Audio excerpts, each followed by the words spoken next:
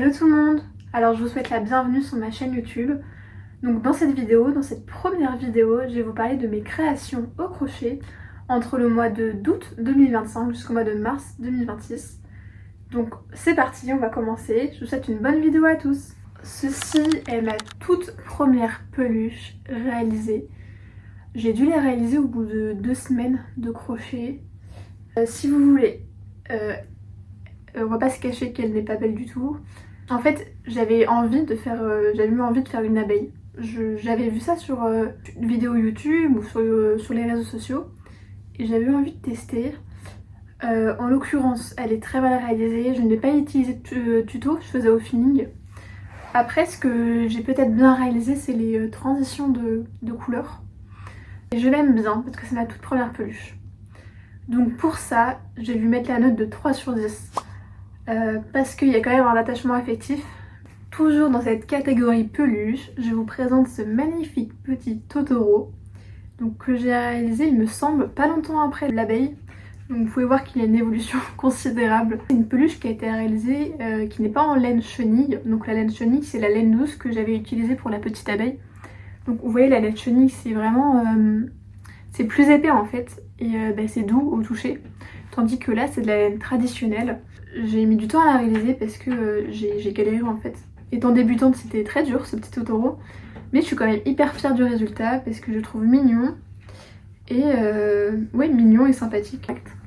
Donc pour cette peluche, néanmoins, je l'aime beaucoup, donc je vais mettre une note de 8 sur 10.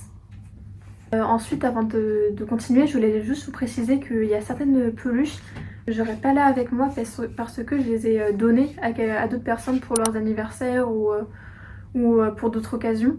Et donc je les aurai pas avec moi, mais sachez que là, la peluche que je vais vous présenter ensuite, je l'ai réalisée vraiment pas mal de temps après le petit Totoro. Pour continuer, je vous présente ce magnifique serpent. Donc ce serpent, pour l'anecdote, un soir j'étais devant ma télé et je sais pas pourquoi, je me dis mais si je faisais un serpent au crochet. Donc voilà la tête, la forme. Alors ce serpent, je suis quand même assez contente parce que je trouve que j'ai bien réussi la tête. Bon, la langue est un peu mal mise, mais sinon je suis contente parce que non, enfin ça m'a pris du temps. Je crois que ça a dû prendre 4-5 heures, 4 heures il me semble. Ce qui a été dur en fait sur cette peluche, c'est le changement de couleur à chaque fois. Et je sais pas si on va le voir à la caméra, mais tout là, ça se voit que je change de couleur et je voulais pas que ça se voit. Mais j'aime bien quand même ce petit serpent. Je le trouve mignon et j'ai mis des yeux aussi en plastique. Donc j'aime bien le rendu que ça fait. Donc pour ce serpent, je vais mettre une note de 8,5 sur 10 parce que je l'aime bien. Et pour finir cette catégorie peluche, je vous présente les petits poussins à suspendre. Donc ça en décoration par exemple dans les voitures ou accroché au poignet de porte, j'en sais rien. Je trouve ça tout mimi. Donc voilà, c'est comme ça. Là il est blanc et jaune, mais j'en ai réalisé d'autres. Donc là j'avais mis des yeux en plastique noir parce que j'aime bien le rendu, mais j'en ai aussi fait avec des yeux que j'ai cousus et je trouve que le résultat est aussi bien. Franchement, en cadeau à faire à des proches ou à des amis, je trouve ça tout mignon. Donc pour cette création, je vais mettre une note de 7,5 sur 10. Maintenant on continue dans la catégorie décoration avec ces petits cœurs. Donc là j'en ai qu'un, mais j'en avais fait beaucoup pour la Saint-Valentin. J'en avais vendu à 2-3 amis et ça c'est quelque chose qui a été vraiment apprécié. Je trouve ça tout mignon, tout beau et pour offrir à votre copain, votre copine, c'est hyper sympa. Donc là il y en avait d'autres, voilà, je crois qu'en tout j'en ai fait 15. Donc toujours en laine chenille, parce que c'est agréable au toucher, que c'est tout doux. Ah, pareil, à suspendre dans la voiture, à suspendre quelque part en décoration, c'est vraiment, vraiment hyper sympa. Pour ces petits cœurs, je vais mettre la note de 9 parce que je suis contente du résultat. Qu'est-ce que j'ai à dire de plus ? Pour les débutants, je pense que ça se fait. Après, ce qui est compliqué, c'est que du coup, on commence par faire les deux parties, la partie droite et la partie gauche que l'on va assembler. et ça peut être un peu compliqué, mais après c'est toujours la même maille, c'est des mailles serrées et la maille serrée ça fait partie avec la maille en l'air des points les plus simples au crochet. Ensuite je vais vous présenter les petites roses. Alors ça c'est vraiment un coup de cœur. Un jour je traînais sur Insta et je tombais sur un tuto de roses au crochet et franchement regardez-moi ça, comment c'est mignon, c'est tellement beau. J'en ai fait de plusieurs couleurs et franchement à offrir à quelqu'un c'est vraiment adorable. Ça, c'est des créations à laine de chenille encore une fois. C'est donc très doux, très sympathique. Regardez-moi cette beauté, c'est magnifique. Donc pour ces petites roses, je vais mettre la note de 9,5 sur 10 parce que tout simplement je les adore. Elles sont magnifiques. Bon bien sûr elles sont pas parfaites. Je dis pas que je fais des créations parfaites, loin de là. Mais moi je les adore. On va continuer avec les guirlandes de fleurs. Donc voilà comment c'est. Ces créations je les adore également parce qu'elles sont vraiment à titre décoratif, c'est vraiment hyper beau d'avoir ça dans son appartement, dans sa maison. Ça peut se mettre partout, ça peut s'accrocher partout, c'est hyper joli. Donc en fait, là c'est des petites fleurs. J'en avais fait d'autres couleurs, donc j'ai fait aussi des petites fleurs jaunes et vertes. J'aime bien cette guirlande aussi, elle est magnifique. Et j'en ai une autre d'accrocher à un miroir dans ma chambre. Donc c'est... Vraiment c'est trop mignon. Franchement, pareil, à offrir à un proche, à quelqu'un de son entourage, c'est adorable. C'est vraiment hyper bien. Et puis à réaliser, c'est pas hyper long parce que en fait si vous voulez vous commencez par les petites fleurs. Vous en faites selon la taille de la guirlande que vous souhaitez. Donc là je sais que du coup j'en ai fait 7. Et après il faut adapter avec du coup la chaînette. Donc la chaînette de maille qui va faire le support en fait de la guirlande. Donc après en fait on peut faire toutes les longueurs possibles. On peut adapter ça selon le souhait de la personne ou notre souhait. Et donc ça c'est vraiment super. Donc là du coup c'est pas de la laine chenille, c'est de la laine traditionnelle. Pour ces petites décorations je vais mettre la note de 7,5 parce que je les aime beaucoup. En fait je sais pas, il y a la forme des... Je pense que c'est la forme des petites fleurs qui me dérange. Mais après elles sont magnifiques quand même. Mais je sais pas, je trouve qu'il y a un truc qui va pas. Vous me direz ce que vous en pensez. Mais bref. Pour finir cette catégorie de création à type décoratif, là je vous présente ces petits dessous de verre. Alors j'en ai fait de plusieurs couleurs et de plusieurs tailles. Donc on a du blanc, on a du noir, ça c'est des grandes tailles. Et ensuite on a une noire plus petite, un jaune et deux petits bleus. Alors du coup là les tailles de ces dessous de verre elles vont dépendre de la laine qu'on utilise et du crochet. Mais je trouve que c'est hyper joli sur une table par exemple de dîner entre sa famille, ses amis, etc. C'est hyper mignon, c'est hyper sympa. Et ça décore, franchement ça décore bien la table, ça apporte un petit truc en plus. Donc voilà, moi j'aime bien ces créations. Franchement ça prend pas beaucoup de temps, honnêtement ça va prendre 30-40 minutes à faire. C'est pas... Voilà, donc je l'ai fait à partir d'un tuto. Donc ouais j'ai suivi des tutos. Pour ces petits trucs je vais mettre la note de 8. Parce que c'est pratique. On va passer au registre donc à type d'accessoires. Donc ceci est ma toute première création au crochet.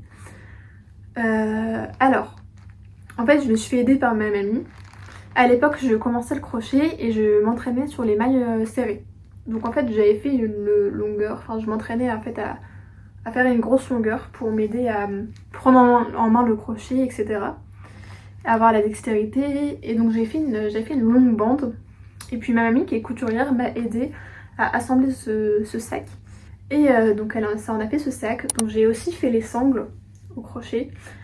Donc alors à l'intérieur elle m'a rajouté un petit tissu à fleurs que je trouve hyper sympa, hyper discret, hyper mignon. Donc ce petit sac c'est vraiment été mon coup de cœur, ma toute première création, j'étais hyper fière. Donc j'ai bien sûr été aidée hein, mais à porter c'est hyper mignon. C'est discret et puis le sac est grand en fait parce que là je l'utilise de temps en temps et j'y mets donc mon portefeuille, mon téléphone et 2 livres de poche. Donc ce petit sac je suis obligée de le noter 10 sur 10. Je peux pas le noter moins parce que ma toute première création je l'adore. Toujours accessoires, mais accessoires pour cheveux. Je vais vous présenter les petits chouchous. Donc j'en ai fait de plusieurs couleurs. J'ai fait du rose, du vert, du jaune. du jaune et du marron. Franchement ils sont magnifiques. Alors ça vraiment à porter c'est super joli, c'est vraiment vraiment beau, puis même en bracelet à la main, en bracelet même un petit décoratif, c'est hyper mignon, c'est hyper sympa. Donc c'est pas trop discret, je vous l'accorde, mais après ça va dépendre de vos goûts. Moi je sais que j'aime bien quand il y a un petit peu de couleur, mais vous pouvez très bien en faire soit tout blanc, soit tout noir. Voilà, c'est assez simple à réaliser honnêtement. En fait, vous crochetez autour d'un élastique, vous faites des mailles en l'air, des mailles serrées et des brides si je me rappelle bien. Donc en fait pour les débutants c'est assez pratique parce que alors ça je vais mettre un 8, un petit 8 sur 10. Donc toujours en accessoire pour cheveux, je vous présente ce petit bandeau que l'on met comme ceci et que l'on accroche derrière. Je vous montrerai ce que ça rend. Franchement c'est hyper mignon, ça, pareil ça fait une tenue, ça rajoute un petit truc. Donc pour cette création j'ai fait en fait 5 granny squares.